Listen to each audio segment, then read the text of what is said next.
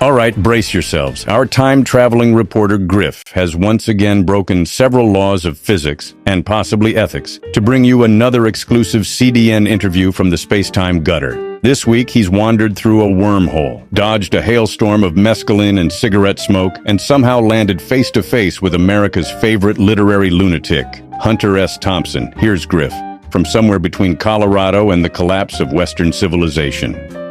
Thanks, Chet. I found him. The man, the myth, the outlaw philosopher himself.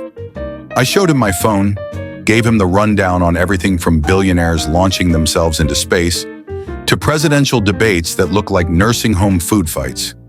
He lit a cigarette, laughed like a hyena, and said, "It's worse than I imagined." Then he started talking. You're going to want to hear this.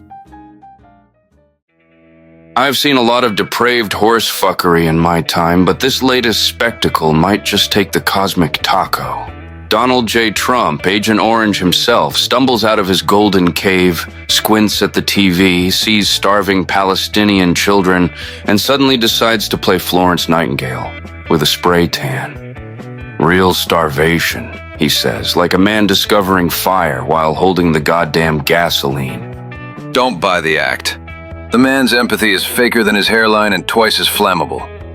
He's not mourning Gaza. He's managing optics. This is political theater for the brain-dead masses.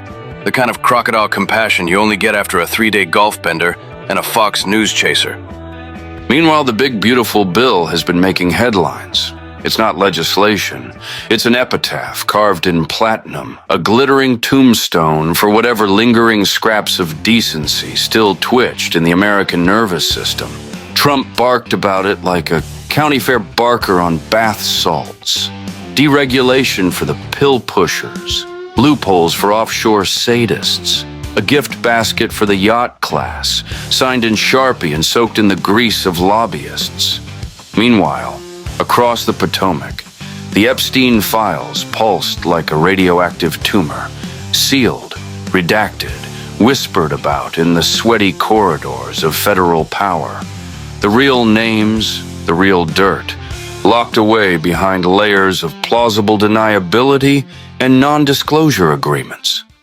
And while the press gnashed their teeth and the internet screamed into its own abyss, the bill passed, fat and shining and wrapped in flags.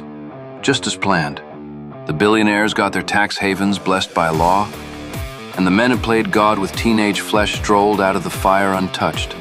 Epstein may have hung, but the ecosystem that bred him got a promotion. This wasn't corruption.